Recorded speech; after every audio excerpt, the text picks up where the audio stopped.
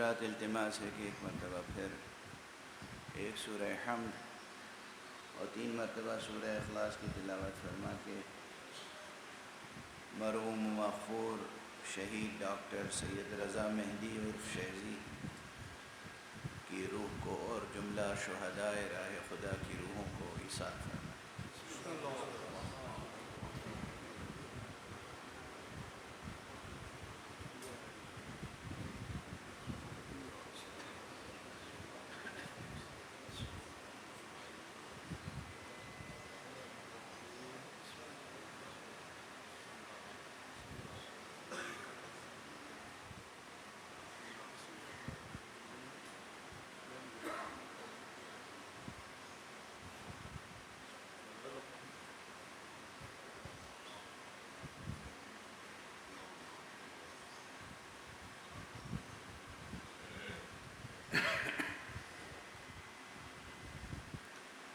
اعوذ باللہ من الشیطان الرجیم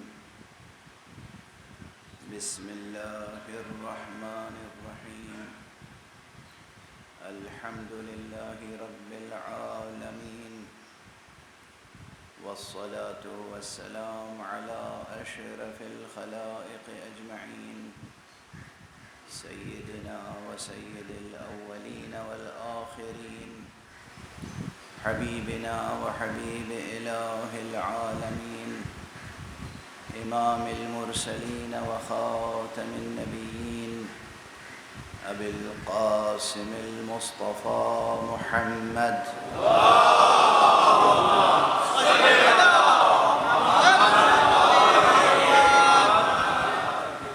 وعلى اہل بیتہ الطیبین الطاہرین الہداة المہدیین المعصومین المظلومین واللعنة الدائمة على أعداء الحق والدين أما بعد فقد قال الله تعالى عز اسمه في محكم كتابه ومتقن خطابه بسم الله الرحمن الرحيم شهد الله أنه لا إله إلا هو والملائكة وأولو العلم قائما بالقسط لا إله إلا هو العزيز الحكيم صدق الله العلي العظيم۔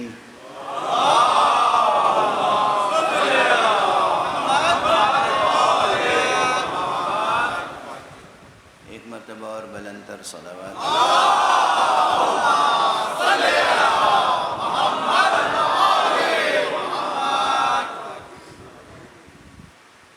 قرآن حکیم کے تیسرے سورہ مبارکہ آل عمران کی 18ویں آیت آپ حضرات کے سامنے تلاوت کرنے کی سعادت حاصل کر رہا ہوں۔ آیت اپنے مضمون میں بے پناہ ہے، بے کرا ہے، کیونکہ مضمون کا تعلق اس ذات سے ہے کہ جو ذات بے کرا ہے۔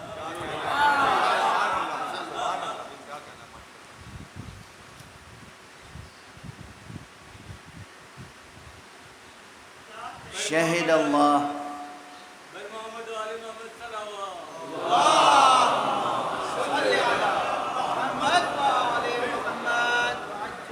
شہد اللہ انہ لا الہ الا ہو، کوئی نہیں ہے معبود، کوئی نہیں ہے سزاوار عبادت، کوئی نہیں ہے سزاوار بندگی، کوئی نہیں ہے لائق پرستش سوائے اس ایک معبود حقیقی و برحق۔ اس حقیقت پر سب سے بڑی گواہی خود اس کی ذات کی ہے۔ بچوں کو سمجھانے کے لیے اس کے بہت سے طریقے ہو سکتے ہیں۔ یہ پہلے ہی فقرے کو سمجھنے کے لیے کہ شہد اللہ، اللہ خود گواہی دیتا ہے یا اللہ نے خود گواہی دی۔ اللہ کیسے گواہی دیتا ہے کہ وہ خود معبود ہے؟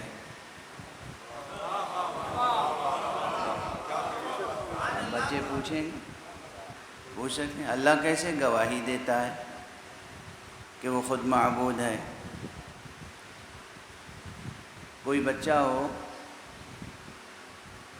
5ویں 6ٹھی یا کسی بھی درجے کا، آپ کا بیٹا ہو، آپ کے گھر میں موجود ہو، اور آپ کے ملنے والوں میں کوئی صاحب استاد ہوں، ٹیچر ہوں، اس بچے کا میتھمیٹکس کا سبجیکٹ مثلاً اگر بہت کمزور ہے، اور آپ کے دوستوں میں کوئی بہت اچھے ٹیچر ہیں میتھمیٹکس کے، لیکن بچہ یہ نہیں جانتا کہ یہ ٹیچر ہیں اور میتھمیٹکس کے ٹیچر ہیں۔ اب وہ آپ اپنے دوست کو کسی دن ڈرائنگ روم میں بٹھا لیں اور بیٹے کو بلائیں بچے سے، بیٹا یہ ٹیچر ہیں اور میتھمیٹکس کے ٹیچر ہیں، تو کہے گا کہ واقعی کیا یہ ٹیچر ہیں؟ یہ میرا مسئلہ حل کر دیں گے؟ تو یہی جواب ہے کہ بھئی میں تو یہی جانتا ہوں میرے دوست ہیں، یہ میرے ٹیچر ہیں، تم نہیں جانتے کہ ٹیچر ہیں تو ان سے مسئلہ پوچھ کے دیکھ لو۔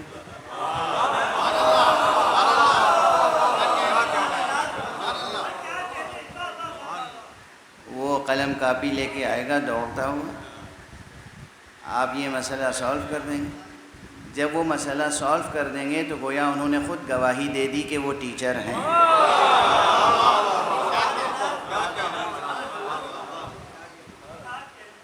بالکل ابتدائی سطح پر یہ بات سمجھ میں آئی نا کہ انسان خود اپنے لیے کوئی وجود، کوئی اپنے لیے کیسے گواہی دیتا ہے۔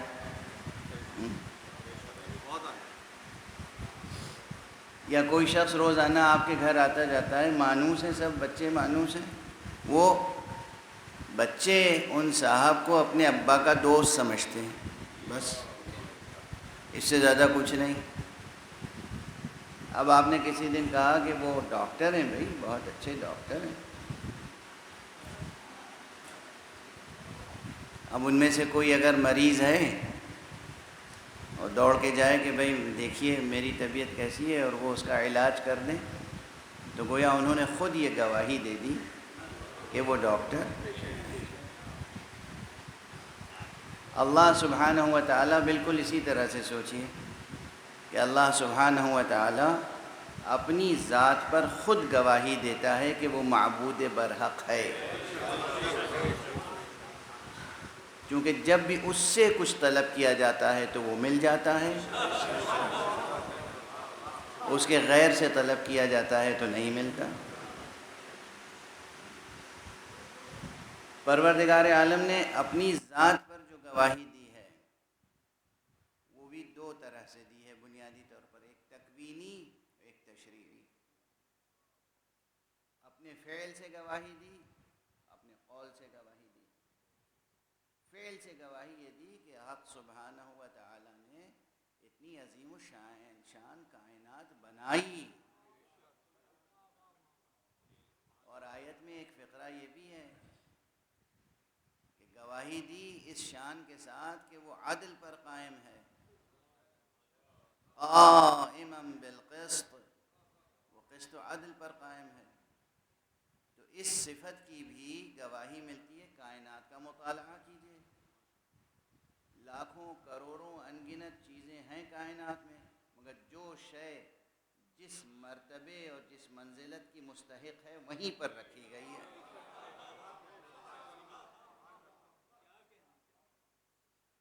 یہ نظم و ترتیب جو ہے یہ خود گواہی ہے کہ بنانے والا عادل بھی ہے، عالم بھی ہے، حکیم بھی ہے۔ صلوات پڑھ دیجیے۔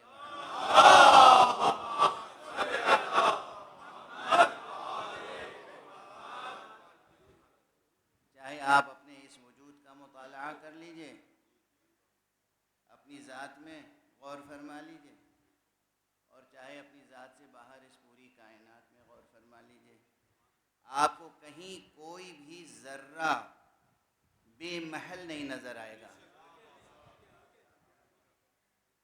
اگر آپ کو محسوس ہو رہا ہو، اولاً تو محسوس بھی نہیں ہوتا، یہ آپ چمن میں چلے جائیں، صحرا میں چلے جائیں، پہاڑوں کی چوٹیوں پہ چلے جائیں، آپ زمین کی تہوں میں چلے جائیں، سمندروں کی تہ میں اتر جائیں، آپ کو کہیں کوئی شے ایسی نظر نہیں آئے گی کہ جہاں اس میں جلال اور جمال نہ ہو۔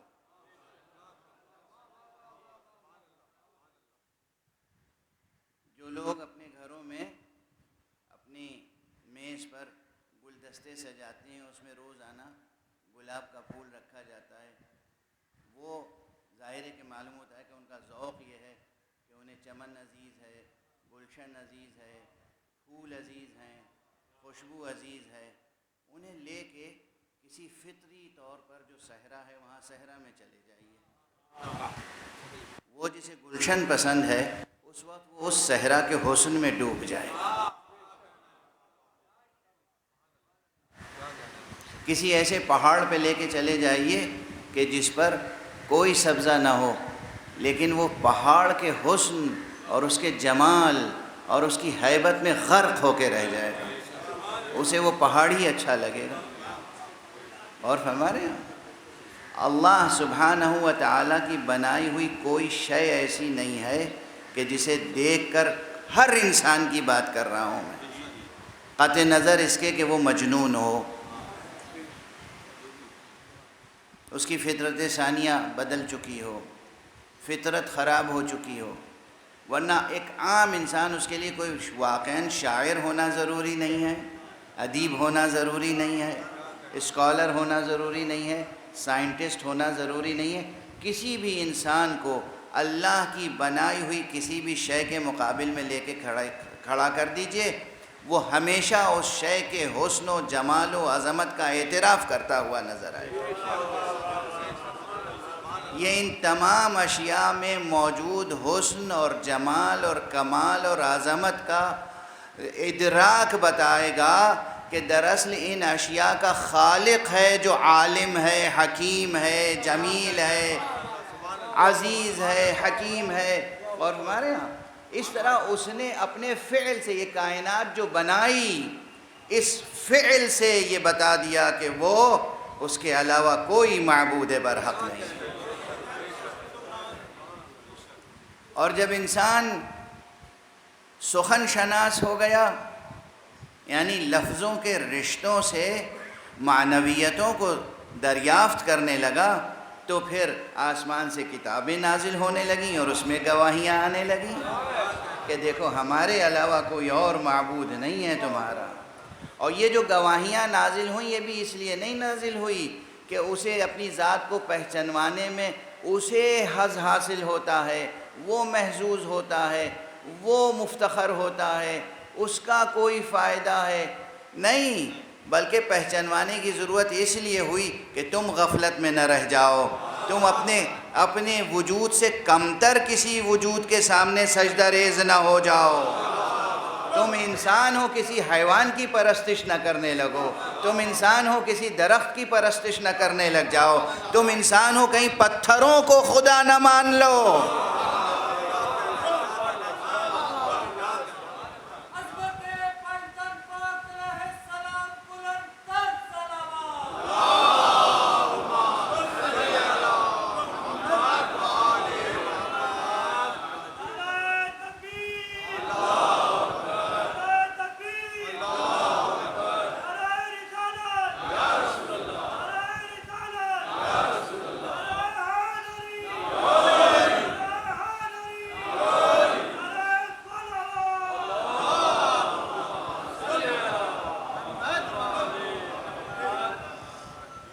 شہد اللہ انہ لا الہ الا ہو، اللہ گواہی دیتا ہے، اللہ نے گواہی دی ہے کہ کوئی معبود نہیں ہے۔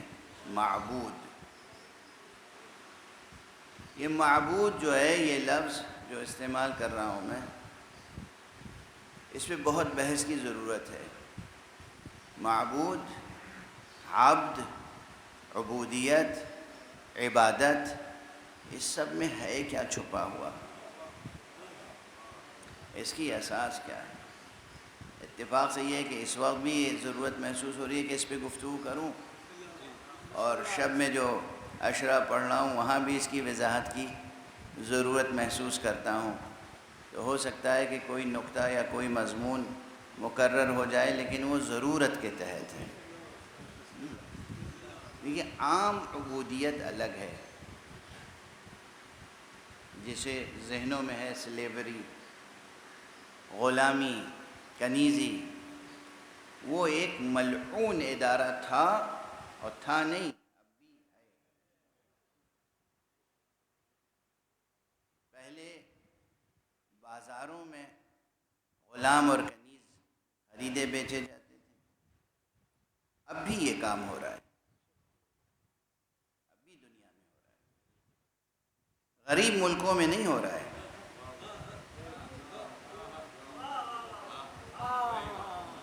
امیر ملکوں میں بھی ہو رہا ہے، مگر میڈیا جو ہے اس پہ کنٹرول ہے۔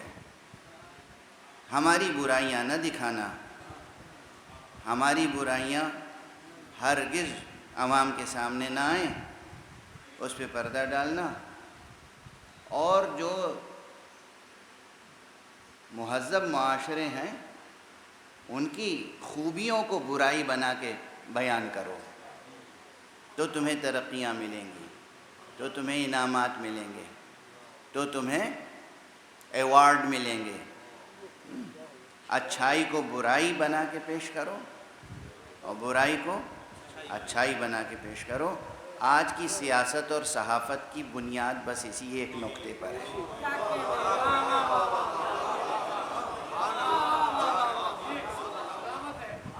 پوری دنیا کی کیفیت یہ ہے، پوری دنیا کی کیفیت ہے، پوری دنیا کی کیفیت ہے۔ تو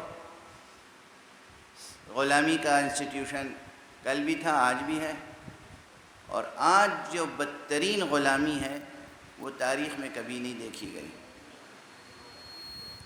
اور یہ یاد رکھیں کہ جو غلامی کا مسئلہ سامنے آتا ہے بار بار، یہ بھی زمانے ماضی میں بھی ویسٹرن ورلڈ میں جو غلامی کا رواج تھا وہ اتنا مکروہ اور ظالمانہ تھا کہ آپ تصور نہیں کر سکتے۔ عرب میں اسلام سے پہلے بھی جو غلامی اور کنیزی کا دستور تھا اس میں اتنے جرائم نہیں تھے، اتنے انسانی حقوق پامال نہیں ہوتے تھے، اور اسلام آنے کے بعد بھی جو ایک تسلسل باقی رہا کچھ دنوں تک، اس میں اتنے جرائم نہیں تھے، اتنے حقوق انسانی پامال نہیں ہوتے تھے۔ آپ اگر لندن تشریف لے جائیں تو وہاں ایک میوزیم ہے، بھئی وہ کیا نام ہے اس میوزیم کا، کچھ یاد ہے آپ کو؟ ایک میوزیم ہے جہاں انہوں نے خود محفوظ کر رکھا ہے آثار کہ غلاموں کو کیسے لاتے تھے، کن زنجیروں میں جکڑ کے لاتے تھے، کیسے ان پہ ظلم ہوتا تھا، کیسے تشدد ہوتا تھا، یعنی دیکھ کر انسان لرز جاتا ہے۔ میں نے اپنی آنکھ سے دیکھا تھا 1986 میں، پہلی بار اس مرتبہ گیا تھا وہاں لندن، تو میں خود گیا تھا اور میں نے میوزیم دیکھا تھا۔ ایک وحشت ناک اور دہشت ناک کیفیت، تصور نہیں کر سکتے آپ کے غلاموں پر، افریقہ سے غلام خریدے جاتے تھے اور پھر یورپ میں لائے جاتے تھے، اور کس طریقے سے ان پہ ظلم ہوتا تھا، کس طریقے سے ان کو اذیتیں دی جاتی تھیں۔ مشرقی دنیا میں ان کے مقابلے میں بہت کم غلامی کا دستور تھا، اور جو تھا اس میں غلاموں کے ساتھ بہت اچھا سلوک کیا جاتا تھا۔ آ گئی یہ بات تو عرض کر دوں، چونکہ بہت جوان بچے سوالات کرتے ہیں، جناب اسلام نے آ کے غلامی کو کیوں نہیں مٹایا؟ اسلام نے آ کے سب سے پہلے جو کام کیا وہ یہی تھا کہ غلامی کو مٹایا۔ یہی جو اعلان ہے شہد اللہ انہو لا الہ الا ہو، یہ ذہنوں میں یہ بیج بونا ہے کہ دیکھو تمہارا معبود بس ایک ہے۔ یہ جو اقتصادی طور پر جن کے ساتھ تم بندھے ہوئے ہو یہ تمہارے معبود نہیں ہیں۔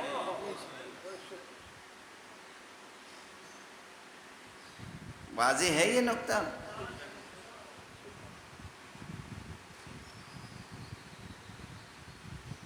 بس دو جملے تیزی سے عرض کر کے آگے بڑھ جاؤں جو تاریخ میں، حدیث میں، روایت میں موجود ہیں۔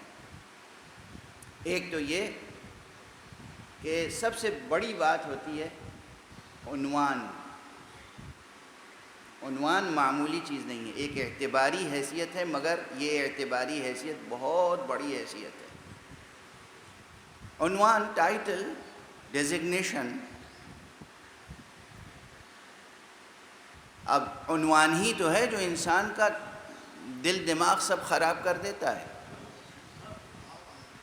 عنوان ہیں تو آپ بھائی دو پاؤں، دو ہاتھ آپ کے ہیں، دو پاؤں آپ کے ہیں، دو آنکھیں آپ کے چہرے پہ ہیں، ایک عدد بینی ہے، مبارک ہے۔ یہ ہم بینی کہا کرتے تھے، اردو میں اسی کو ناک کہتے ہیں۔ تو یہ ناک ہے، دو آنکھیں ہیں، رخسار ہے، یہی تو ہے۔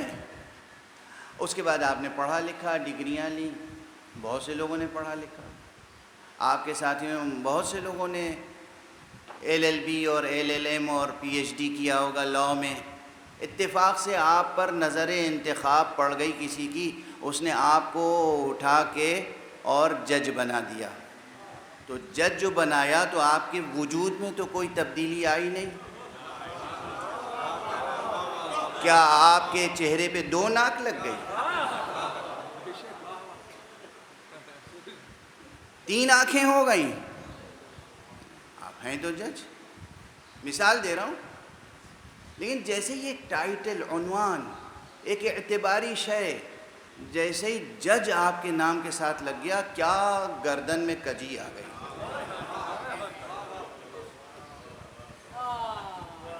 کوئی مومن ہاتھ ملانے کے لیے ہاتھ بڑھائے تو آپ ہاتھ نہیں ملاتے؟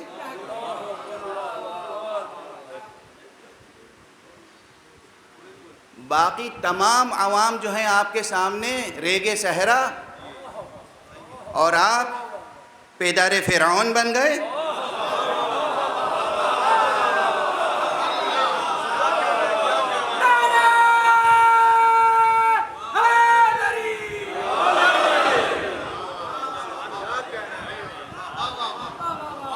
مثال دے رہا ہوں، یہ کس چیز نے آپ کے دماغ کو بدل دیا؟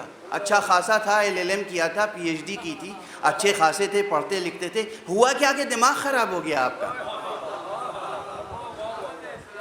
ایک عنوان، ایک ٹائٹل، ایک ڈیزگنیشن، ایک اعتباری حیثیت، ایک کیا؟ اعتباری حیثیت، اعتباری حیثیت۔ یہ فلسفے کا مسئلہ ہے، آپ کوئی ذاتی مسئلہ نہ سمجھ لیجئے گا۔ فلسفے میں حقیقت اور اعتبار کا کیا فرق ہے یہ عرض کر دوں۔ مرد مرد ہے، عورت عورت ہے، ٹھیک ہے نا، دو الگ وجود ہیں۔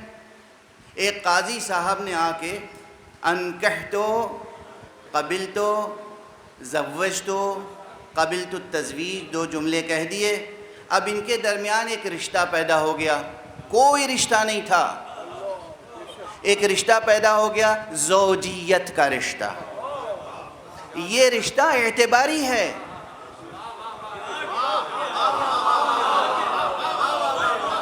حقیقتاً ایسا کچھ نہیں ہوا کہ دونوں میں کوئی تبدیلی آ گئی، ایک اعتباری رشتہ ہے۔ ایک زمین پڑی ہوئی تھی بنجر، ایک غریب آدمی اس کا مالک تھا، ایک سرمایہ دار آیا، اس نے اس غریب آدمی کو کچھ پیسے دیے اور وہ زمین اس نے اس کے نام لکھ دی۔ اس زمین میں بھی کوئی تبدیلی نہیں آئی، ان میں بھی کوئی تبدیلی نہیں آئی۔ ایک معاملہ پیدا ہوا جسے کہتے ہیں ملکیت۔ یہ ملکیت ایک اعتبار ہے، ایک اعتباری شے ہے۔ کیوں اعتباری ہے؟ کل پھر یہ اسی پلاٹ کو کسی اور کے نام بیچ دیں گے تو پھر کیا رہ جائے گا؟ وہی ملکیت تبدیل ہو جائے گی۔ تو یہ جو رشتے ہیں، یہ ملکیت، زوجیت، یہ سب اعتباری ہے، اعتبار ہے۔ یہاں وہی ہے جو اعتبار کیا۔ وہ بحث میر تقی میر نے اٹھائی تھی، اسے دیر تک، دور تک، گہرائی تک سمجھنے کی ضرورت ہے۔ اور یہ جو عہدے ہیں، یہ جو پیمانے ہیں، یہ کیا؟ اعتبار، بس اعتبار۔ ہم نے آپ کو دیکھا، آپ اچھے لگے، کچھ دنوں تک بات چیت ہوتی رہی، محبت کا رشتہ رہا، معاملہ کیا، اچھا ہوا، آپ کے اوپر ایک اعتبار دوستی کا قائم ہو گیا۔ دوستی کیا ہے؟ اعتبار ہے۔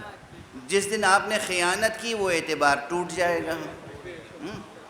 اعتبار تو مالک ہونا اور غلام ہونا یہ اعتباری رشتے ہیں۔ غلامی ایک اعتبار ہے، اور فرمایا آپ نے مالک ہونا، بازار میں گئے اور غلام بک رہا تھا اور غلام خرید کے لیا، یہ کیا؟ وہ اپنی جگہ ایک انسان ہے، آپ اپنی جگہ ایک انسان ہیں، آپ کے اس کے درمیان ایک اعتباری رشتہ قائم ہوا، اور یہ اعتبار کیا تھا؟ غلامی۔ لیکن اس اعتباری عنوان سے کیا کیا آثار مرتب ہوتے ہیں؟ ابھی میں نے مثال دی نا کہ ایک اچھے خاصے قانون داں تھے، جب جج بن گئے تو دماغ خراب ہو گیا۔ تو ایک اعتباری عنوان آیا اور اس نے منقلب کر دیا شخصیت کو۔ اسی طرح ایک اچھا خاصا انسان تھا، اسے کسی نے خرید لیا تو اس کی شخصیت میں ایک احساس کمتری آ جائے گا۔ جس نے خریدا اس کی شخصیت میں ایک احساس برتری آ جائے گا۔ کیوں آئے گا؟ ایک عنوان بیچ میں آ گیا کہ یہ میرا عبد ہے۔ غلاموں کو کیا کہتے تھے عرب؟ عبد۔ ابھی بھی ایک آیت ہے قرآن مجید میں جو منسوخ نہیں ہے، اور اکثر جو لوگ نکاح پڑھاتے ہیں اس آیت کی تلاوت کرتے ہیں، وَأَنْكِحُوا الْأَيَامَ مِنْكُمْ وَالصَّالِحِينَ مِنْ عِبَادِكُمْ وَإِمَائِكُمْ۔ نکاح کرو تم اپنے درمیان جو آزاد عورتیں ہیں اور جو تمہارے غلام ہیں اور کنیزیں ہیں۔ تو غلام کے لیے لفظ کیا آیا وہاں پر؟ عبد۔ چونکہ معاشرے میں یہی لفظ رائج تھا، غلام کو کہتے تھے عبد۔ واضح ہے؟ ادھر اللہ نے اعلان کیا کہ میرے علاوہ کوئی معبود نہیں ہے، اور ادھر سرکار رسالت مآب نے کہا دیکھو آج سے کسی کو عبد نہ کہنا۔ جو تمہارے غلام کنیز ہیں انہیں اپنا عبد نہ کہنا، یعنی جو ٹائٹل تھا، جو اعتبار تھا، تبدیل ہو گیا، منسوخ ہو گیا۔ اسلام نے آتے ہی عبدیت کو مٹا دیا، منحصر کر دیا کہ چاہے خریدنے والا ہو یا خریدا جانے والا ہو، دونوں عبد ہیں اللہ کے۔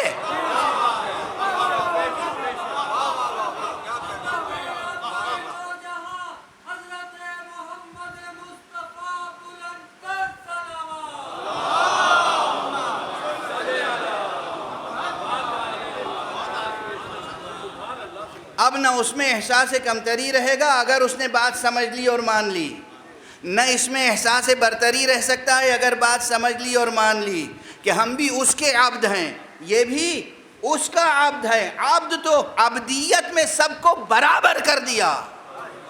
غلامی کا ادارہ، عنوان غلامی کا مٹا دیا اسلام نے آتے ہی، پیغمبر اکرم صلی اللہ علیہ وآلہ۔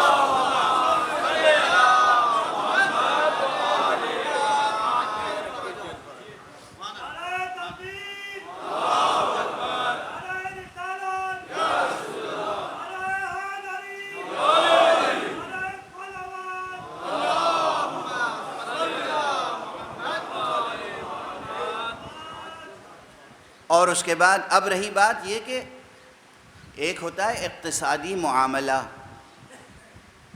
عرب میں، عرب تاریخ میں اور اسلامی تاریخ میں جو ہمیں ملتا ہے وہ یہ، یعنی کتنی جمالیات ہے اسلامی تاریخ میں اور عربی تاریخ میں قبل اسلام بھی۔ آپ قبل اسلام کی عرب تاریخ کی ہمیشہ برائیاں سنتے ہوں گے، آج مجھ سے اچھائیاں سن لیں۔ اگر عرب میں اچھائیاں نہ ہوتی تو نبوت کا اختتام عرب میں نہ ہوتا۔ یہ تو نبوت مصطفیٰ صلی اللہ علیہ وآلہ وسلم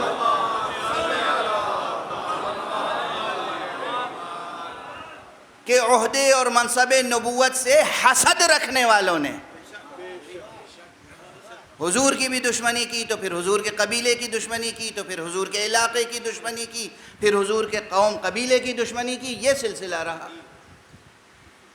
عربوں میں بہت خوبیاں تھیں، بہت خوبیاں تھیں. شعر و سخن اور تہذیبی قدریں، اخلاقی قدریں، عہد وفا نبھانا جو عرب کرتا تھا اس سلسلے میں. قربانیاں کوئی کیا کرے گا روئے زمین پر. کسی کو پناہ دے دی تو دے دی، اب اس کی جان کوئی نہیں لے سکتا. پناہ دینے والے کی جان لے لے تو لے لے. عربی تاریخ اقدار کی تاریخ ہے. عربی تاریخ شعر و سخن کی تاریخ ہے. عربی تاریخ جمالیات کی تاریخ ہے. عربی تاریخ انسانی عظمتوں کی تاریخ ہے. اب وہاں جو سلسلہ تھا عربوں کے نے جو قبل اسلام بھی ایک تہذیب رکھی تھی. عجیب و غریب ایک چیز عرض کر دوں، بالکل عجیب و غریب. عرب اپنے بچوں کا نام کیا رکھتے تھے؟ حرب، صخر، کلب، ایسے نام کہ جسے سنتے ہی رونگٹے کھڑے ہو جائیں، اشمئزاز پیدا ہو، رعب طاری ہو جائے، خوف طاری ہو جائے. تو کسی نے پوچھا، اور غلاموں کا نام بہت حسین اور جمیل رکھتے تھے. ذرا دیکھیے، اگر غلاموں سے نفرت کرتے ہوتے تو وہ نام کیا رکھتے؟ کلب کتے کو کہتے ہیں نا. غلام کا نام کلب رکھتے، بیٹے کا نام اچھا رکھتے. بیٹے کا نام کلب رکھا اور غلام کا نام بہت اچھے اچھے نام رکھتے تھے. بہت سی مثالیں. ایک نے یہ یعنی ثقافت عرب کا مطالعہ کیجئے تو غالباً کتاب الاشتقاق جو ابن درید کی ہے اس میں یہ موجود ہے مکالمہ، اور اس سے کئی لوگوں نے نقل کیا ہے دوسرے مقامات پہ، کہ ایک شخص نے پوچھا، بھائی یہ تم لوگ کیسے ہو؟ اپنی آل اولاد سگے بیٹوں کا نام تو بڑا خراب خراب نام رکھتے ہو، غلاموں کا نام بہت اچھا رکھتے ہو. تو کہا، ہم بیٹوں کا نام اس لیے رکھتے ہیں کہ دشمن کو سامنے رکھ کے رکھتے ہیں. دشمن کے سامنے جب ہمارے بیٹے کا نام لیا جائے یا بیٹے کا نام کوئی دشمن لے تو نام ہی سے سہم کے رہ جائے. مثلاً اسد تو خیر ٹھیک ہے، مگر کلب بھی وہ ہے تو چیر پھاڑ کرنے والا جانور. تو وہ سمجھ لیں کہ بھائی یہ بہادروں کا خاندان ہے، ہم ان سے اگر ٹکرائے تو پھر ٹکڑے ٹکڑے ہو جائیں گے. کہا، غلاموں کے نام بہت اچھے رکھتے ہو. کہا، اس لیے رکھتے ہیں کہ وہ اپنے لیے رکھتے ہیں، جب ہم بلائیں تو اچھا معلوم ہو. غلاموں کا نام ہم اپنے لیے رکھتے ہیں، ضرورت کے لیے صبح شام اپنے غلاموں کو، ملازموں کو پکارتے ہیں نا. آج کیا ملازمتیں نہیں ہیں؟ آج ملازمتیں ہیں یا نہیں؟ اور ملازموں کو ملازم رکھنے والے کس نظر سے دیکھتے ہیں، اور کس انداز سے کام لیتے ہیں، اور کس انداز سے جھڑکتے ہیں، اور کس انداز سے پکارتے ہیں. وہ دن رات کہا ہم اپنے غلاموں کو پکارتے ہیں تو اچھا نام رکھتے ہیں تاکہ جب پکاریں تو اچھا معلوم ہو، جنہیں پکاریں انہیں اچھا معلوم ہو، وہ شوق سے ہماری خدمت کریں اور ہم محبت سے ان سے خدمت لیں. آپ بتائیے کیا ذوق ہے یہ ذوق قابل ملامت ہے؟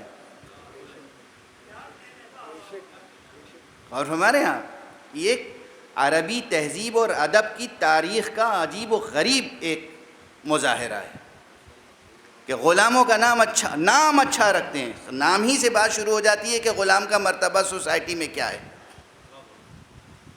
اب غلامی ایک کانٹریکٹ ہوا کرتا تھا، جیسے آپ لوگ دنیا کے بڑے بڑے بینکوں سے کانٹریکٹ کرتے ہیں.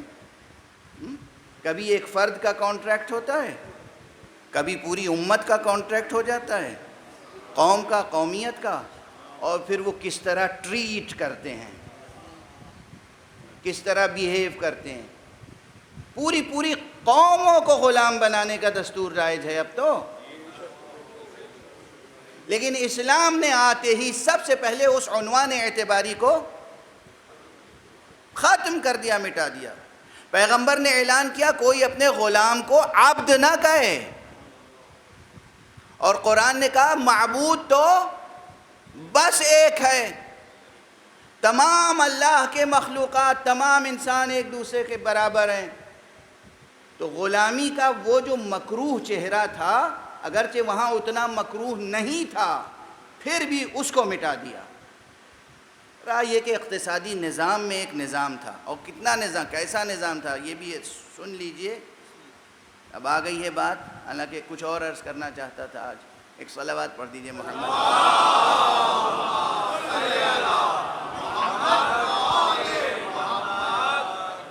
عرب میں جو غلام ہوتے تھے تو وہ پورا کاروبار کبھی کبھی غلاموں ہی کے سپرد ہوتا تھا، وہ ایک طرح کا کانٹریکٹ ہی ہوتا تھا۔ بھئی یہ مال ہے، یہ باغ ہے، یہ زمین ہے، یہ ہمارے اونٹ ہیں، تمہیں یہ تجارت کرنی ہے اور منافع لا کے ہمیں دینا ہے۔ پورا کاروبار ان کے سپرد، اور وہ ناز و نعم سے رہتے تھے۔ عموماً یہ نہیں ہے کہ وہ مفلوق الحال رہتے تھے، تاریخیں عموماً غلط لکھی گئی ہیں۔ تاریخی کتابوں میں مشکل سے حقیقتیں ملتی ہیں، اور تاریخیں مسلسل بدلی جاتی رہی ہیں۔ ہر نیا آنے والا حکمراں تاریخ کو بدلنے کی کوشش کرتا ہے۔ یہ آج ہم اپنی آنکھوں سے دیکھ رہے ہیں، ماضی میں بھی یہی ہوتا آیا ہے، ماضی میں بھی یہی ہوتا آیا ہے، ماضی قدیم میں بھی یہی ہوتا آیا ہے۔ تو غلاموں کے سپرد، اور بہت سے اسکالرز، بڑے اسکالرز اسلام کے، مفسر، محدث، مؤرخ، ادیب، شاعر، وہ ہیں جن کا اسٹیٹس اس وقت یہ تھا کہ وہ غلام تھے۔ غلام رہتے ہوئے کیسے انہیں اتنی سہولت ملی کہ اتنے بڑے ادیب بن گئے؟ غلام رہتے ہوئے کیسے اتنی انہیں سہولت ملی کہ وہ اتنے بڑے شاعر بن گئے؟ غلام رہتے ہوئے کیسے سہولت ملی کہ وہ اپنے وقت کے بہت بڑے ادیب بن گئے، عالم بن گئے، مفسر بن گئے، استاد بن گئے، مصنف بن گئے؟ پڑھیے تو صحیح تاریخ کو۔ اس کے معنی یہ ہے کہ غلاموں کے ساتھ اچھا سلوک رائج تھا۔ شاذ و نادر کہیں کسی مسئلے میں ظلم ہوتا تھا، میں ظلم کا انکار نہیں کر رہا ہوں، ظلم ہوتا تھا، تعدی تھی، سب کچھ تھا، لیکن ساتھ ساتھ ایک روشن رخ یہ تھا جو زیادہ بڑا رخ تھا۔ اس کے برعکس مغرب میں جو غلامی تھی وہ شرمناک ادارہ تھا، وہ کل بھی شرمناک تھا، آج بھی شرمناک ہے۔ اس لیے یہ غلامی کا موضوع ایسا ہے کہ جو میں نے اس وقت مختصراً عرض کر دیا آپ کے سامنے ممبر پر، ورنہ اس پر تو 1 دن 2 دن 4 دن کا کوئی سیمینار کیجئے، اور اس کے بعد اسکالرز کو بلائیے اور منصفانہ وہ تحریر کریں اور تاریخ کا مطالعہ کریں، اور پھر اس پروپیگنڈے کا جواب دیا جائے کہ اسلام نے غلامی کے ادارے کو مٹایا یا نہیں مٹایا، اور مٹایا تو کس حسن کے ساتھ مٹایا ہے۔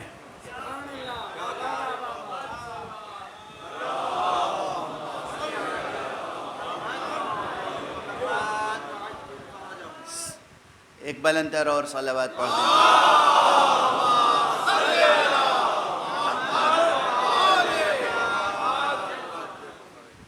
سب سے پہلے یہ یاد رکھیے گا کہ ایک عنوان ہوتا ہے اعتباری جو انسان کی شخصیت کو بدل دیتا ہے۔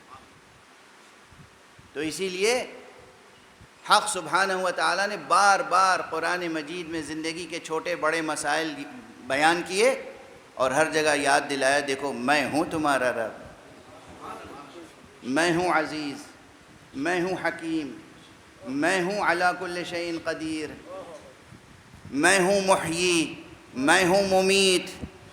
یعنی یاد رکھنا، میں زندگی دینے والا ہوں، میں موت دینے والا ہوں۔ تمہاری موت کسی کے ہاتھ میں نہیں ہے، تمہاری زندگی کسی کے ہاتھ میں نہیں ہے، تمہاری عزت کسی کے ہاتھ میں نہیں ہے، تمہاری ذلت کسی کے ہاتھ میں نہیں ہے۔ وَتُعِزُّ مَن تَشَاءُ وَتُذِلُّ مَن تَشَاءُ، وہ ہے عزت دینے والا، وہ ہے ذلیل کرنے والا۔ کوئی صاحب حیثیت، صاحب اقتدار کسی اپنے سامنے آئے ہوئے معمولی انسان کو معمولی سمجھ کر ہاتھ نہ ملائے، تو جس سے ہاتھ نہیں ملایا وہ ذلیل نہیں ہوتا، جس نے ہاتھ نہیں ملایا وہ ذلیل ہوتا۔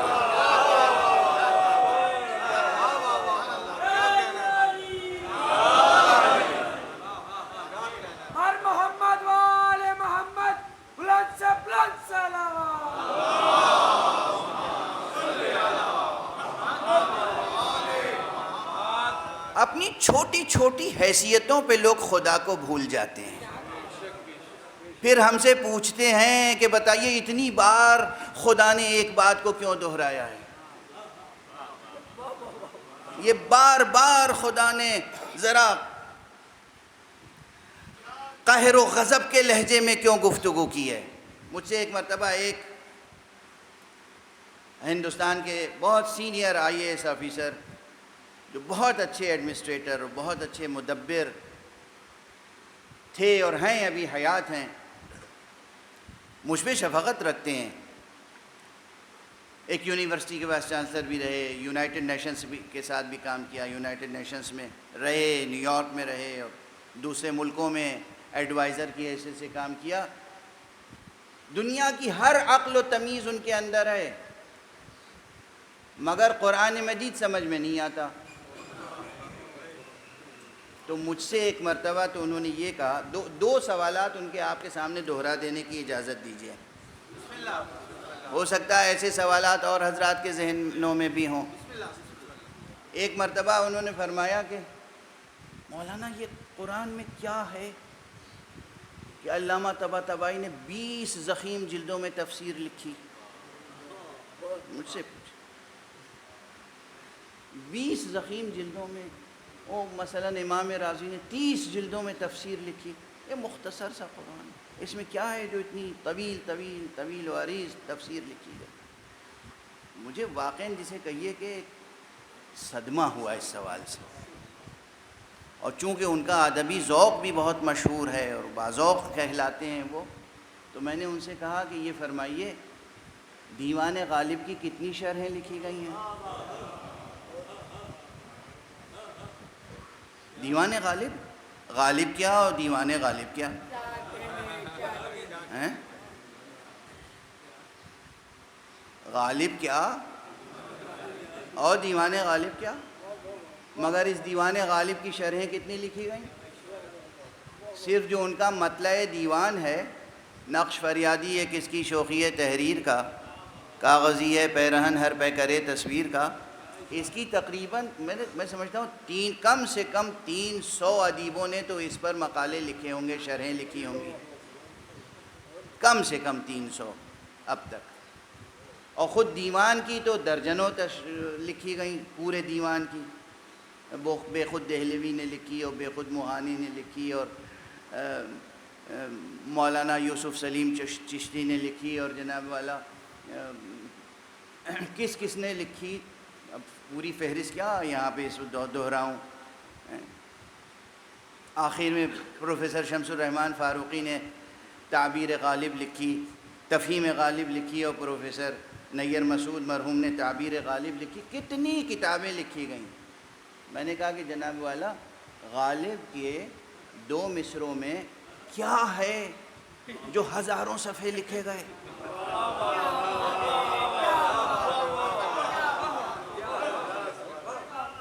یوں بیٹھ گئے میرے سامنے، 2 مصروں میں کیا ہے جو ہزاروں صفحے لکھے گئے؟ میں نے کہا یہ غالب کا کلام ہے، وہ اللہ کا کلام ہے۔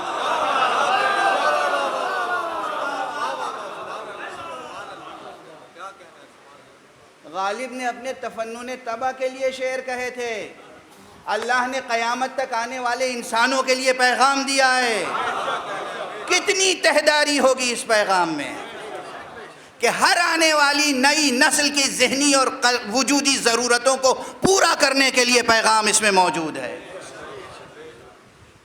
الفاظ کا انتخاب اور الفاظ کو ترکیب میں جس طرح جڑا گیا ہے، جیسے نگینے جڑے جاتے ہیں، قرآن مجید میں اس طرح ترکیبیں بنائی گئی ہیں کہ اس میں اتنے مفاہیم، اتنے مضامین، اتنے احکام، اتنے آداب اتنے اسرار، اتنے رموز، اتنے بطون جمع ہو جائیں کہ قیامت تک کسی ایک انسان کو کہنے کا موقع نہ ملے پروردگار میرے غم کا علاج کہاں ہے، پروردگار میرے سوالوں کا جواب کہاں ہے۔ ہر ذہن میں اٹھنے والے ہر سوال کا جواب قرآن مجید میں موجود ہے۔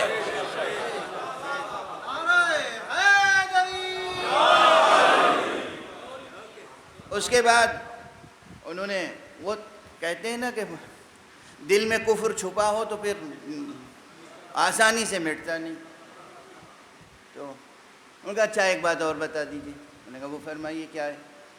کہ وہ بات یہ ہے کہ اللہ رحمان ہے اور رحیم ہے، وہ کتاب اس نے شروع کی بسم اللہ الرحمن الرحیم سے، لیکن آیتیں پڑھیے تو ہر جگہ عذاب علیم، جہیم، نار جہنم، ہر جگہ یہ اتنا زیادہ غیظ و غضب کیوں ظاہر ہوا؟ میں نے پھر یہ بات انہی سے پوچھی۔ میں نے کہا آپ وائس چانسلر ہیں یونیورسٹی کے؟ جی ہاں۔ میں نے کہا آپ کسی اپنے اسٹاف کو بلا کے ایک بار ایک ڈسپلن بتا دیں اور وہ لوگ اس ڈسپلن پہ عمل نہ کریں۔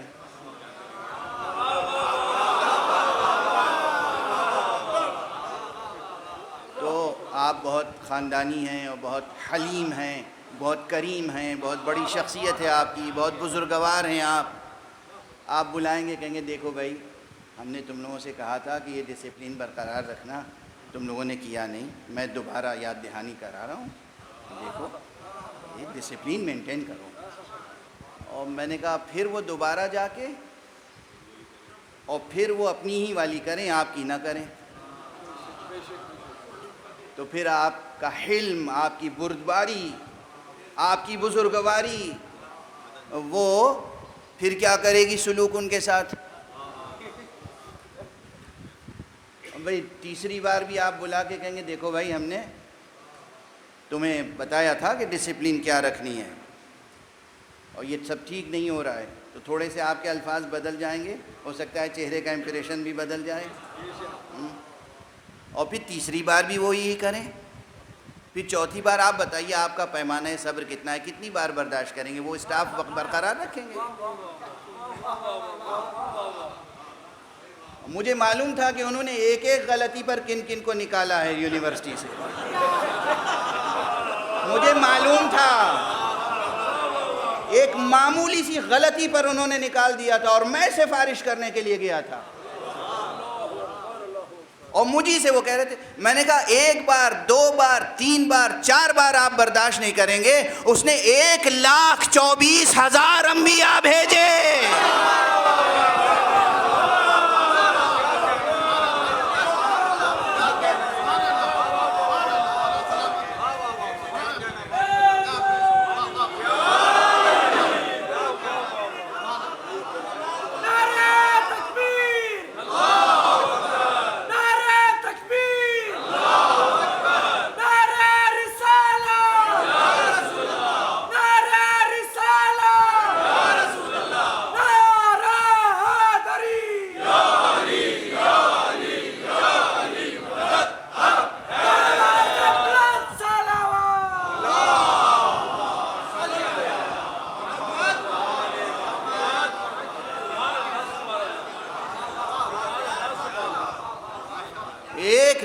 چوبیس ہزار نبی بھیجے، 313 رسول بھیجے، کتابیں بھیجیں، صحیفے بھیجے ہیں، اور انسان ہے کہ ویسا کا ویسا ہی ہے۔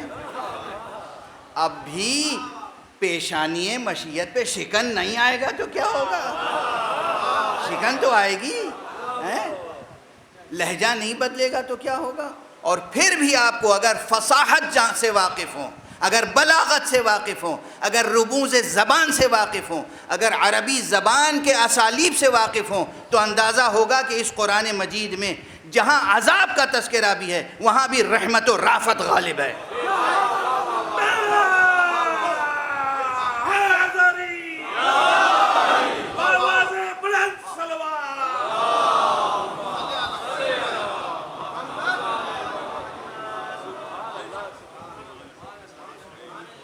یہ قرآن ہے، یہ قرآن ہے۔ وہ اپنی عدالت کے ساتھ گواہی دیتا ہے کہ اس کے علاوہ کوئی معبود نہیں ہے، وہ اپنے علم کے ساتھ گواہی دیتا ہے کہ اس کے علاوہ کوئی معبود نہیں ہے، وہ اپنی رحمت کے ساتھ گواہی دیتا ہے کہ اس کے علاوہ کوئی معبود نہیں ہے، وہ اپنے لطف کے ساتھ گواہی دیتا ہے کہ اس کے علاوہ کوئی معبود نہیں ہے، وہ اپنے کرم کے ساتھ گواہی دیتا ہے کہ اس کے علاوہ کوئی معبود نہیں ہے، وہ اپنی رافت کے ساتھ گواہی دیتا ہے کہ اس کے علاوہ کوئی معبود نہیں ہے، وہ اپنے ودود ہونے کی حیثیت سے گواہی دیتا ہے کہ اس کے علاوہ کوئی معبود نہیں ہے۔ کیا حسین کائنات بنائی ہے، مہد زندگی، گہوارہ زندگی، گہوارہ زندگی۔ یہ کائنات، اس کا ذرہ ذرہ گواہی دیتا ہے کہ وہی معبود ہے، اس کے علاوہ کوئی معبود نہیں۔ وہ خود گواہی دیتا ہے اور ذرہ ذرہ گواہی دیتا ہے، لیکن گواہی دینے والوں میں کچھ خاص ہیں۔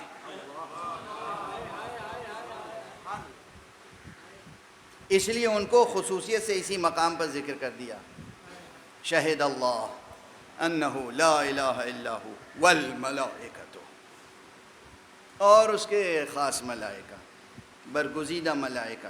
اب یہ میں خاص ملائکہ اور برگزیدہ ملائکہ کیوں کہہ رہا ہوں، صرف ملائکہ نہیں کہہ رہا ہوں، اس کا بھی وقت میں گنجائش ہوئی تو عرض کر دوں گا۔ ملائکہ کے بھی اصناف ہیں، ملائکہ کے بھی درجات ہیں، ملائکہ کے بھی مراتب ہیں۔ کچھ زمینی ملائکہ ہیں، سب آسمانی نہیں ہیں، کچھ آسمانی ملائکہ ہیں، کچھ یہ جو آپ کو آسمان نظر آتا ہے اس سے بلندر ہیں۔ ملائکہ کی صنفیں ہیں، ملائکہ کے اصناف ہیں، ملائکہ کی اقسام ہیں۔ تو اس کے خاص ملائکہ بھی گواہی دیتے ہیں کہ وہی معبود ہے، اس کے علاوہ کوئی معبود نہیں۔ اور اس کے علاوہ کون گواہی دیتا ہے؟ کل میں نے عرض کیا کہ جو مالکان کشور علم ہیں وہ گواہی دیتے ہیں۔ بعض وقت بالکل تمام ہو چکا، لیکن اب بس جسے کہتے ہیں کہ ایک بڑے مضمون کو، بڑی بحث کو سمیٹ کے چھوٹے سے جملے میں عرض کر کے آگے بڑھ جاؤں۔ بعض مفسرین، دیکھیے ہر ایک کا ایک اسلوب الگ ہوتا ہے، ہر استاد کا اسلوب الگ ہوتا ہے۔ تو بعض مفسرین نے یہ شمار کیا ہے کہ اللہ سبحانہ و تعالیٰ نے جیسے یہاں گواہی دی ہے کہ وہ ایک ہے، اس نے اور کن کن چیزوں پر گواہی دی ہے، خاص طور پر اس نے کن کن چیزوں پہ گواہی دی ہے۔ تو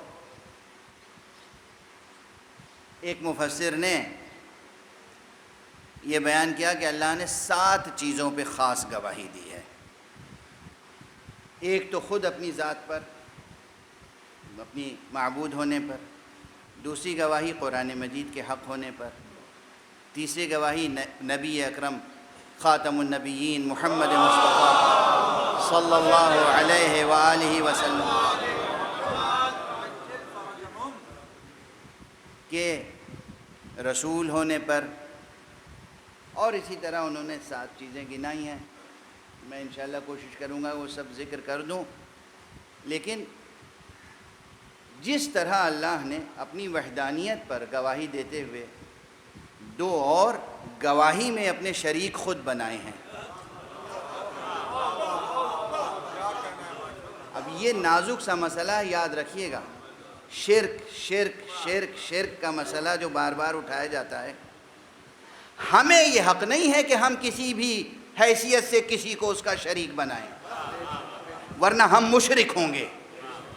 ہم نے اگر اپنے ارادے سے، اپنے اختیار سے، اپنے انتخاب سے، اپنی مرضی سے کسی کو اس کا کسی حیثیت سے بھی شریک بنایا، ہم مشرک ہوں گے۔ مگر وہ مالک ہے جس پہ لطف کر کے اپنا شریک بنا لے۔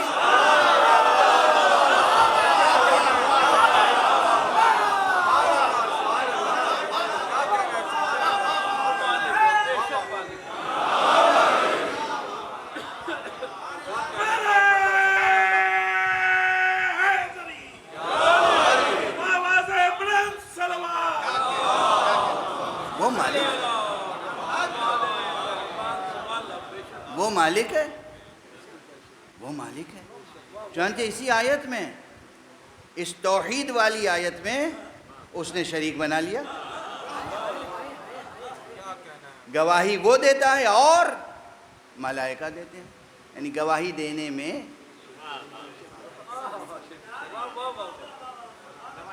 لطیف بات ہے، ذوق لطیف کو بیدار رکھیے گا.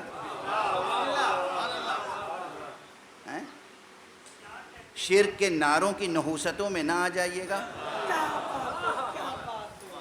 توحید کی لطافت قائم رہے. وہ احد ہے، فرد ہے، یکتا ہے، صمد ہے.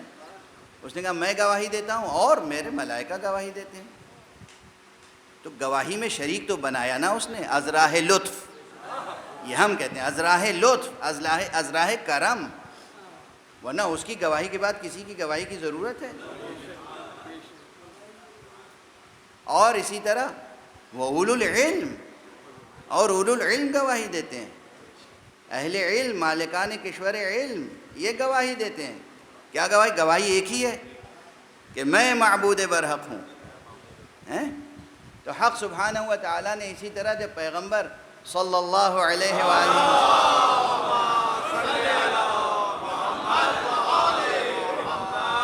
کی نبوت کا مسئلہ درپیش تھا تو ایک مقام پر بالکل اسی انداز سے ہے کہا کہ وَيَقُولُ الْكَافِرُ لَسْتَ مُرْسَلًا، اور کافر تو یہ کہتے ہیں کہ تم رسول نہیں ہو. قُلْ كَفَى بِاللَّهِ شَهِيدًا بَيْنِي وَبَيْنَكُمْ وَمَنْ عِنْدَهُ عِلْمُ الْكِتَابِ. کہہ دیجئے یہ کافر اعتراض کرتے ہیں کہ تم رسول نہیں ہو. لست مرسلا، لست مرسلا، آپ کافر، آپ مرسول نہیں ہیں. تو آپ کہہ دیجئے کہ میری رسالت کے لیے اللہ کی گواہی کافی ہے.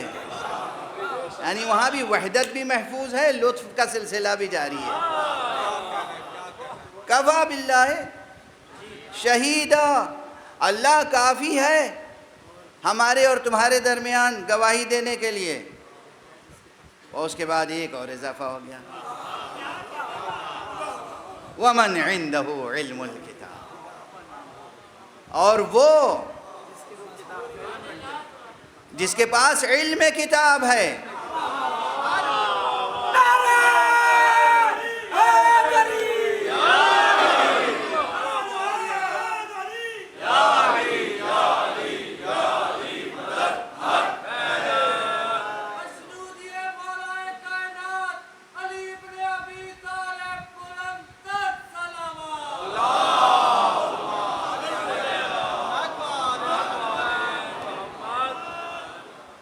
وقت بالکل ختم ہو چکا ہے، تقریر کا وقت مکمل ہو چکا ہے، اور تمہید بیان میں ذرا طول ہو گیا.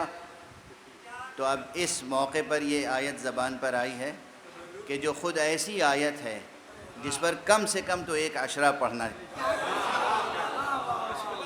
یہ آیت بھی غرر آیات میں سے، غرر آیات میں سے.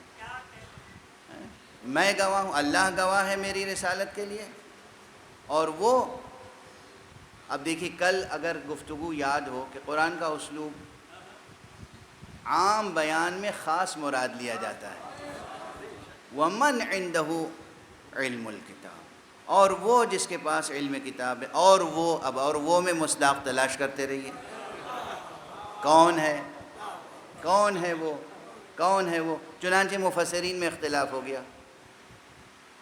اور وہی سلسلہ جو چلا آ رہا تھا جو توریت سے مرعوب تھا، اس سلسلے میں یہ ہوا کہ وہ جو یہود اہل کتاب ہیں، احبار یہود، علماء یہود، وہ مراد ہیں اس سے. ایک یہ قول آ گیا سامنے، اور کسی فرد کا نام آ گیا، اور کسی، کوشش یہ ہوتی ہے نا کہ کسی کا بھی نام آ جائے مگر علی کا نہ آنے پر.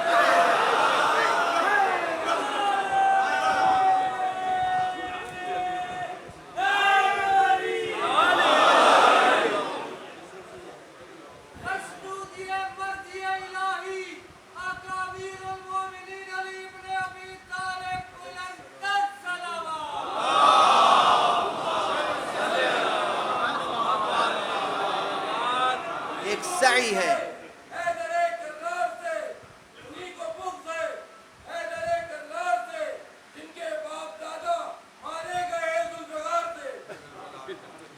ایک کوشش ہے، سعی ہے، نمایاں، محسوس، ڈھکی چھپی نہیں ہے کہ علی کا نام نہ آنے پائے.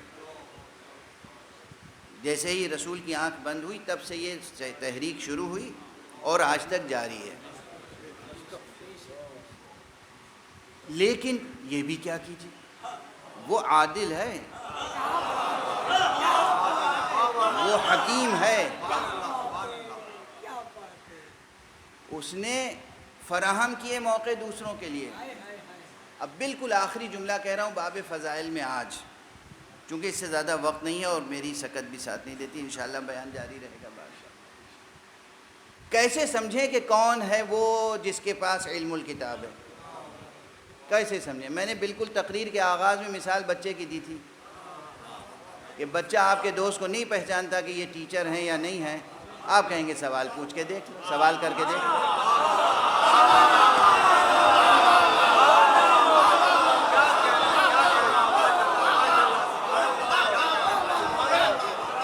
سوال کر کے دیکھ لو. تو بھائی جس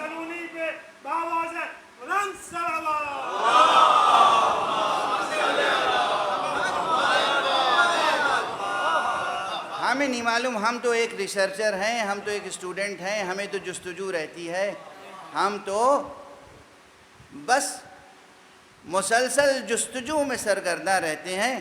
تو ہم دیکھتے ہیں کہ سوالات کی تو کائنات میں کمی نہیں ہے،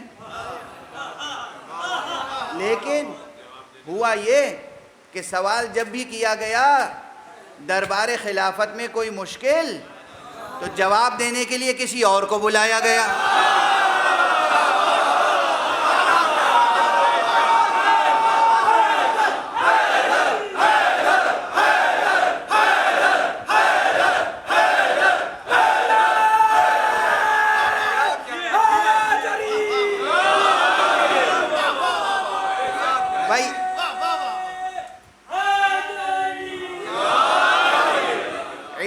دو ہی طریقے ہیں، یا سیکھ کے مکتب سے، مدرسے سے، استاد سے علم حاصل کیا جائے، یا اللہ علم لدنی عطا فرمائے.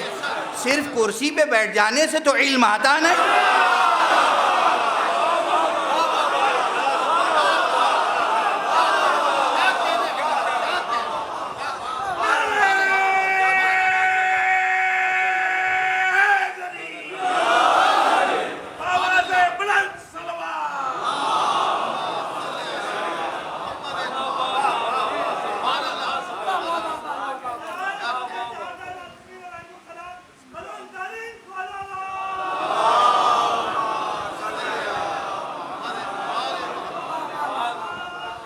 دو طرح سے ہم نے دیکھا.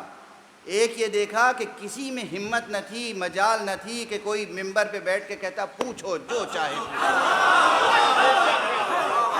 سلونی سلونی قبل ان تفقدونی، مجھ سے پوچھو قبل اس کے کہ مجھے کھو دو.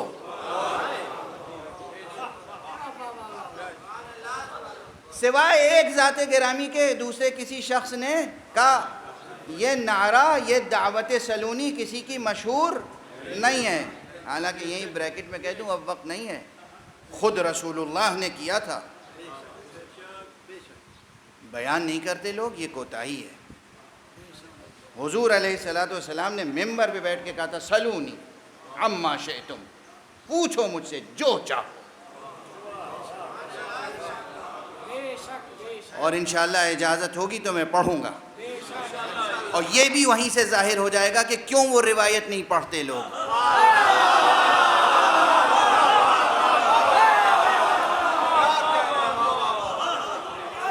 رسول نے فرمایا تھا سلونی عما شئتم، پوچھو ہم سے، مجھ سے پوچھو جو چاہے. یا رسول نے یہ کہا یا جانشین رسول نے یہ کہا؟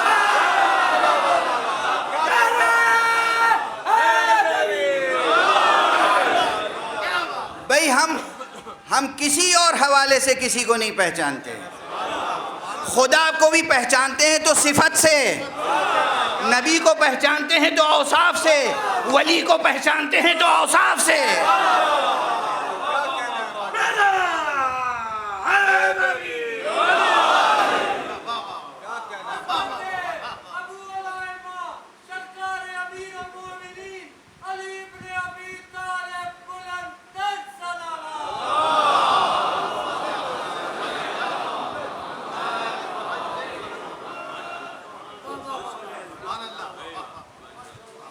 تفصیلی بیان ہے اس آیت کے ضمن میں، یہ تو بس وقت کے تقاضے کو دیکھتے ہوئے ایک مختصر بات میں نے عرض کی۔ کس کے پاس ہے علم کتاب؟ جس نے منبر پہ کہا کہ پوچھو ہم سے کتاب کے بارے میں جو کچھ پوچھنا ہو۔ میں جانتا ہوں کہ کون سی آیت کب نازل ہوئی، رات میں نازل ہوئی یا دن میں نازل ہوئی، سفر میں نازل ہوئی یا حضر میں نازل ہوئی، جنگ کے موقع پہ نازل ہوئی یا صلح کے موقع پہ نازل ہوئی، حضور بیت الشرف میں تھے تب نازل ہوئی یا مسجد میں نازل ہوئی۔ مجھ سے پوچھو کون سی آیت کب نازل ہوئی ہے اور کون سی آیت کس کے سلسلے میں نازل ہوئی ہے۔ اسی لیے تو وہ مصحف علی قبول نہیں کیا گیا کہ اس میں یہ بھی تو لکھا تھا کہ جہاں عذاب کی آیتیں ہیں یا سرزنش ہے وہ وہاں کس کے لیے ہے وہ سرزنش۔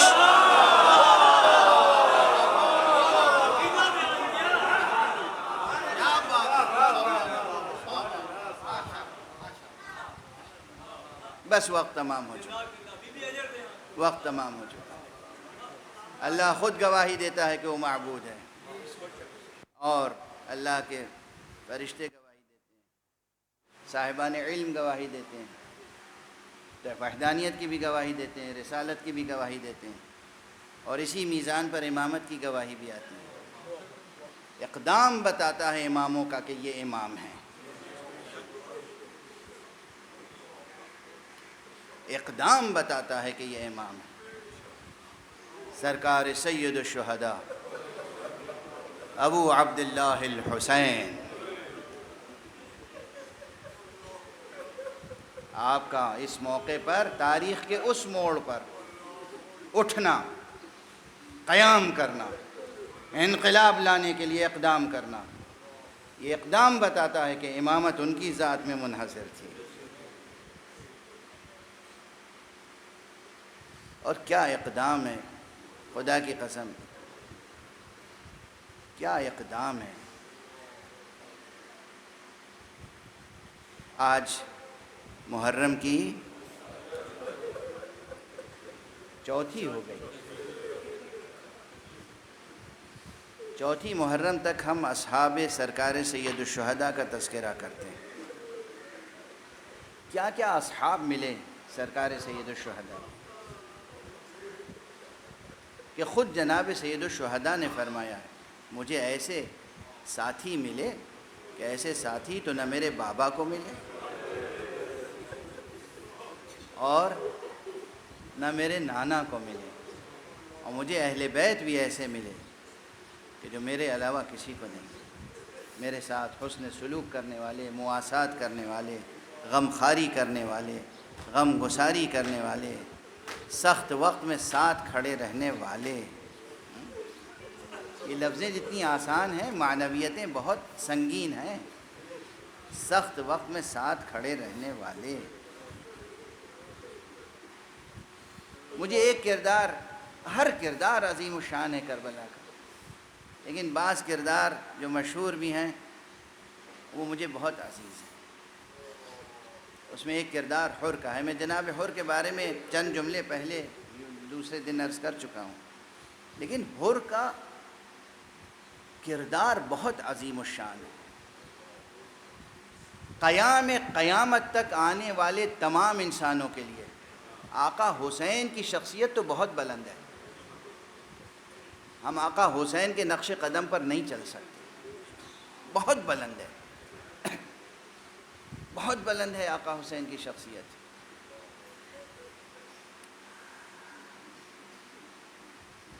آقا حسین کے جو جگر پارے ہیں، جو بنی ہاشم کے چاند ہیں، وہ چاہے حضرت عباس ہوں، چاہے حضرت علی اکبر ہوں، چاہے حضرت قاسم ہوں، چاہے حضرت عون ہوں چاہے حضرت محمد ہوں، یہ سب بہت بلند ہیں. ہم ان کی پیروی کیا کریں گے؟ ہم جیسے خاطی اور خاکی اور گناہگار اور دنیا پسند لوگوں کے لیے ایک عظیم الشان نمونہ عمل ہے حر. کس طریقے سے دنیا کو ٹھوکر مار کے آخرت کو اختیار کرتا ہے،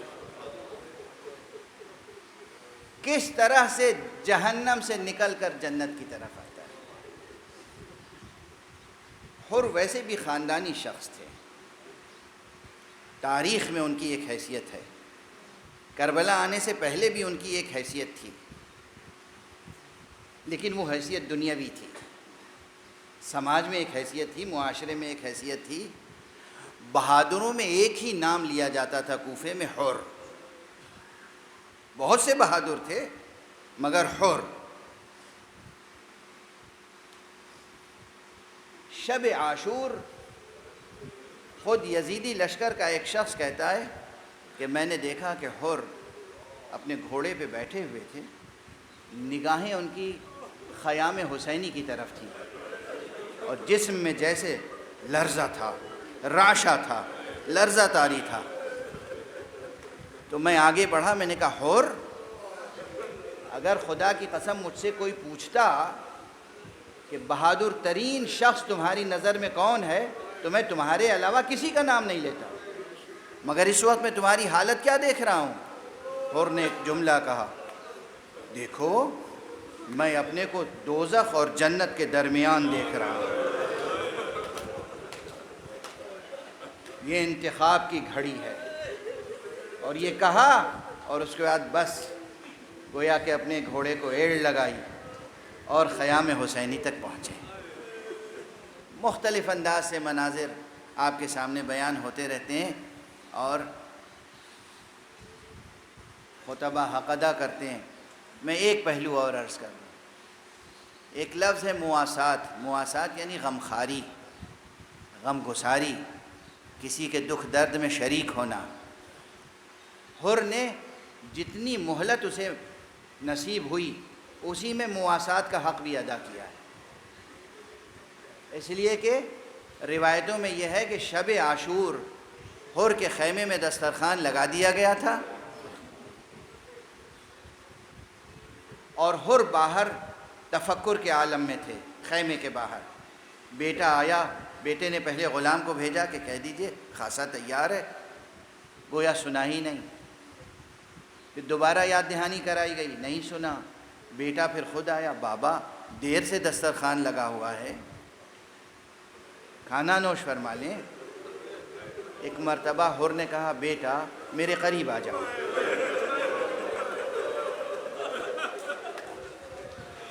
دیکھو کوئی آواز سن رہے ہو؟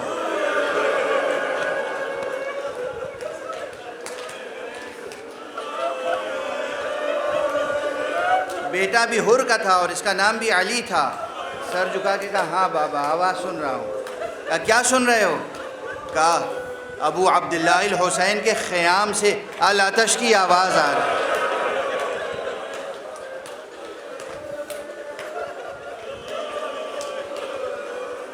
بچے بھوکے ہیں، پیاسے ہیں. پھر باپ نے جس کی کیا، کچھ نے کہا صبح تک انتظار کیا، صبح تک انتظار کیا. اور یہ بہادروں کے طریقہ کار کے مطابق معلوم ہوتی ہے بات. رات بھر بھوکا رہا، رات بھر پیاسا رہا تاکہ مواسات کا حق ادا ہو جائے. وہاں بھی بچے بھوکے پیاسے ہیں، میں بھی بھوکا پیاسا رہوں. اور صبح جب ہوئی اور جنگ کی تیاری شروع ہوئی تو آیا اور پیسر سعد نحس سے ایک مکالمہ کیا ہے. کیا واقعاً اے عمر سعد تم حسین سے جنگ کرو گے؟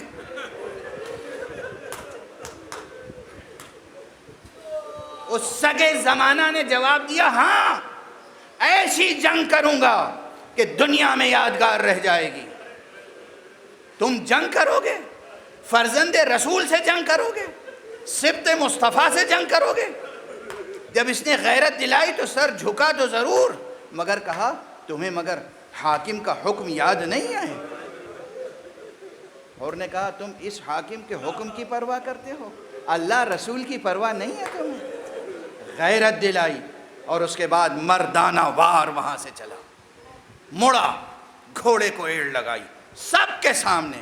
کیا جرأت تھی حر کی کہ 30,000 کا لشکر کھڑا ہوا ہے، اس کی طرف پیٹ کر کے حسین کی طرف جا رہا ہے۔ پہنچا حر، اور جب آقا کے سامنے پہنچا گھوڑے سے اتر گیا بے اختیار۔ اب بالکل وقت نہیں رہ گیا، مگر میں نے سنا بھی ہے اور پڑھا بھی ہے، آقا نے جب آتے ہوئے دیکھا کچھ لوگوں کو تو اپنے بھائی عباس سے کہا دیکھو کوئی مہمان آ رہا ہے۔ عباس آگے بڑھے، اکبر آگے بڑھے استقبال کے لیے، اور حر نے ایک ہی سوال کیا، کیا آقا میری غلطی معاف کر دیں گے؟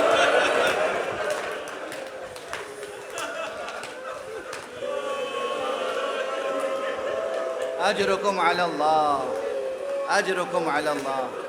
حر آئے، آقا کی قدم بوسی کی، آقا کی خدمت میں درخواست پیش کی، آقا میں معافی کے لیے آیا ہوں، عفو طلب ہوں، کیا میرے لیے توبہ کی کوئی گنجائش ہے؟ آقا بھی رحیم ہے، کریم ہے، ولی حق ہے، وہ انسان کامل کا۔ ہاں حر میں نے معاف کیا، میرے رب نے معاف کیا۔ جیسے ہی آقا نے کہا میں نے معاف کیا، میرے رب نے معاف کیا، ایک مرتبہ حر نے کہا آقا تو بس اب اجازت دیجئے تاکہ آپ کی طرف سے اب میں جنگ کروں اور جہاد کروں۔ خیمے میں اب تھا کیا جو ضیافت کے لیے پیش کیا جاتا۔ اور جب راستے میں ملا تھا تب بھی پیاسا تھا، مگر اس وقت مشکیں بھری ہوئی تھیں، پیاس بجھا دی۔ اس وقت بھی حر آیا ہے تو رات کا بھوکا پیاسا ہے، مگر اب خیمے میں پانی نہیں ہے تو آقا کیا پیش کریں؟ آقا نے روکنے کی کوشش ضرور کی، لیکن حر نے اجازت طلب کی، اور بس یہ فقرہ پڑھ چکا ہوں گا، پھر مکرر عرض کر رہا ہوں، اس لیے کہ ایسا دردناک بیان ہے تاریخ کا جو میرے دل کی گداز کو ہمیشہ بڑھاتا رہتا ہے، کہ تہذیب یہ تھی شجاعوں کی عرب میں کہ صدمہ زیادہ سے زیادہ سہنے کا ان میں ہنر تھا، اور جب اس طرح کی جنگیں ہوتی تھیں، اس طرح کی جنگیں ہوتی تھیں تو باپ بیٹے کو پہلے آگے بڑھا دیتا تھا۔ اس میں ایک نکتہ اور تھا کہ جب تک میں ہوں یہ صراط مستقیم پر ہے، کہیں ایسا نہ ہو کہ میرے قتل کے بعد یہ صراط مستقیم سے پھر ہٹ جائے۔ کہا بیٹا نبی زادے پر جا کر جان نثار کرو، اس بیٹے کا نام بھی علی ہے، علی ابن حر۔ بیٹا گیا، جنگ کی، بے پناہ جنگ کی، لیکن اس کے بعد اس کے سینے پہ وار لگا، وہ گھوڑے سے زمین پر آیا، اس نے اپنے بابا کو پکارا، حر میدان کی طرف چلے، مگر جب حر میدان میں پہنچے تو دیکھا امام ابو عبداللہ الحسین حر کے بیٹے کے سرہانے پہلے موجود ہیں، زانو پہ سر ہے۔ حر نے کہا آقا خطا کاروں پر یہ کرم۔ کہا حر مجھے معلوم ہے بوڑھے باپ سے جوان بیٹے کا لفظ۔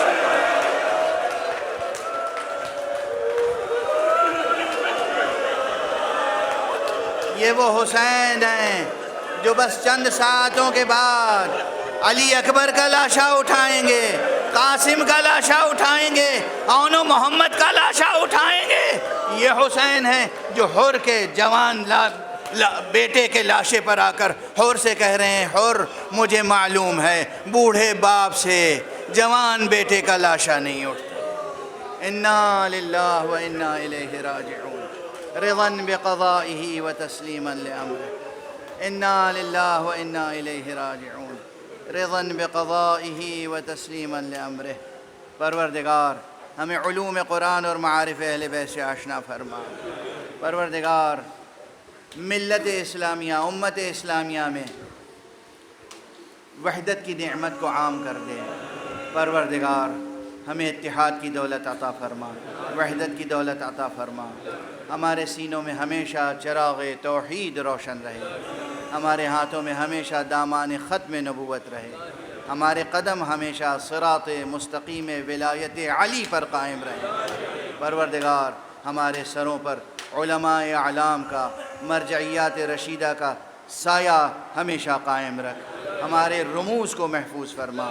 پروردگار مقام معظم رہبری حضرت آیت اللہ خامنئی کو اپنی خاص حفظ و امان میں رکھ۔ حضرت سیستانی جو کہ ہمارے ایک رموز میں سے ایک رمز ہیں، مرجعیت رشیدہ کے حامل ہیں، ان کا سایہ ہمارے سروں پہ باقی رہے۔ دیگر تمام مراجع کو اپنی حفظ و امان میں رکھ۔ پروردگار ولی اعظم، ولی آخر، حجت حق کو اذن ظہور عطا فرما، اور ان کے ہاتھوں سے اپنی رحمت و رافت و عدالت کا پرچم لہرائے۔